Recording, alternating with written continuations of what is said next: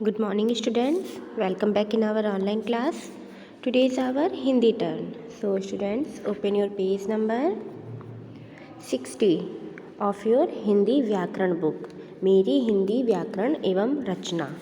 तो आज हम लोग हिंदी व्याकरण में पढ़ेंगे चैप्टर 14 कहानी लेखन का पेज नंबर 60 आप देखेंगे। नीचे प्रसिद्ध कहानी के चित्र दिए गए हैं, इस पर संक्षिप्त कहानी लिखें व उसे उपयुक्त शीर्षक दें। तो आज हम लोग चैप्टर 14 में कहानी लेखन में इस कहानी को हम लोग आज पढ़ेंगे। ये देखिए, एक कौवा है, उसे प्यास लगती है, उसे एक घड़ा दिखता है और घड़े में पानी कम होता है तो वो कंकड़ डालता है और पानी पी लेता है। और किस तरीके से जो ये कौवा है वो पानी पीता है, अपनी प्यास को बुझाता है, ये आज हम लोग इस कहानी में पढ़ेंगे। एक दिन एक कौवा उड़ते उड़ते थक गया और उसे प्यास लग गई। वह नीचे उतरा और पानी तलाश करने लगा।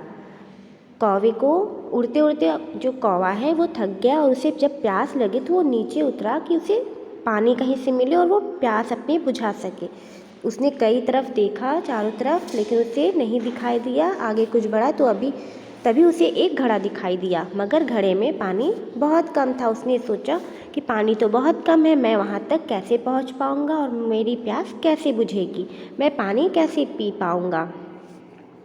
वह पानी तक नहीं पहुँच पा रहा था, वो बहुत प्यासा था, तो उसे समझ नहीं आ रहा था कि वो पानी कैसे पी सके। तभी उसे एक तरकीब सूझी। तरकीब मीन्स आइडिया। उसे आइडिया सूझी, तरकीब सूझी। पास में छोटे छोटे पत्थर के टुकड़े पड़े थे, जैसे कि कंकड़ होते हैं।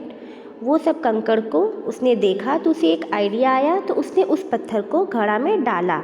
तो घड़े का जो पानी था, जिसमें पानी कम था, तो वो कौवा ने वो छोटे छोटे कंकड़ और पत्थर को उस मटके में, उस घड़े में डालना शुरू कर दिया। एक एक करके वो घड़े में कंकड़ और पत्थर को डाला। धीरे धीरे पत्थर नीचे जा रहा था। तो सारे जो पत्थर हैं, जितने भी कंकड़ पत्थर थे, वो कौवा जब घड़े में डाल रहा था तो कंकड़ पत्थर नीचे जा रहा था और पानी ऊपर आ रहा था। वह प्यासा कौवा पानी तक पहुंच गया। जब कंकड़ नीचे गया और पानी पूरा मटके का पूरा भर गया, कंकड़ नीचे गया, ठीक है, तो वो कौवा जो है वो पानी तक पहुंच गया और पानी पी लिया और कौवा बहुत खुश हो गया। वो अपनी प्यास बुझा लिया और कौवा बहुत खुश हो गया।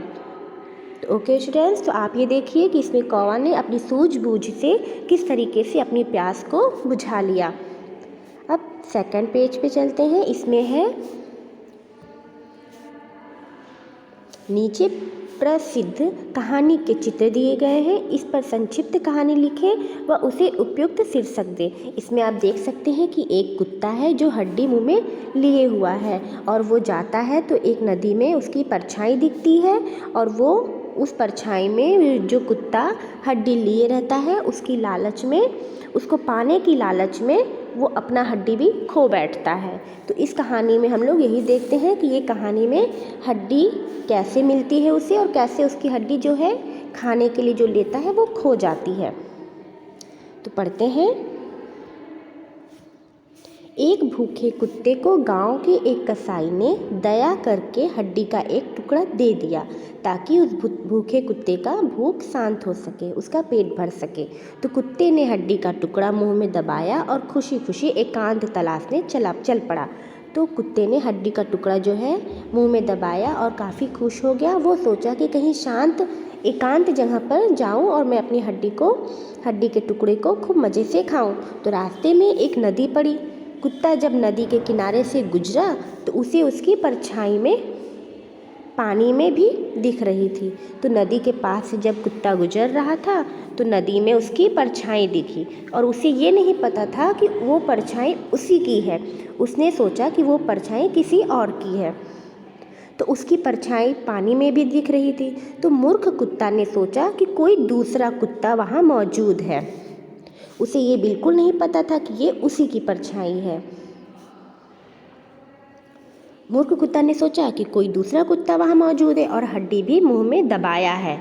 तो कुत्ते के मन में लालच आ गई कि मैंने तो एक हड्डी का टुकड़ा लिया ही है, क्यों ना उसकी भी हड्डी का टुकड़ा ले लिया जाए।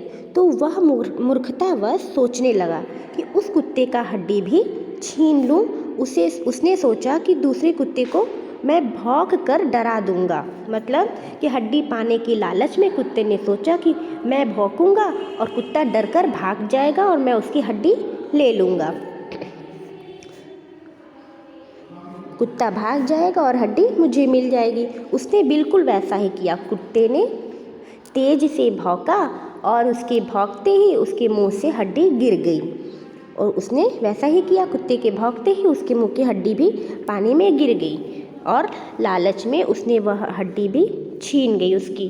तो इस तरीके से आप देखेंगे कि वो जो कुत्ता था वो सोचा कि दूसरे कुत्ते को मैं डरा के भगाऊंगा और उसकी हड्डी मुझे मिल जाएगी, लेकिन ये तो उसी कुत्ते की परछाई थी। तो उसने भौंका और उसके मुंह से भी हड्डी गिरी और वो कुत्ता तो वही था, तो उसके मुंह से हड्डी भी पानी में चली गई। तो इस तरीके से मूर्खतावश से उसकी हड्डी भी पानी में चली गई। इसलिए कहा जाता है बच्चों कि लालच करना बुरी बात होती है, लालच नहीं करना चाहिए। जो हमारे पास है, जितना है, हमें उसी से संतुष्ट रहना चाहिए।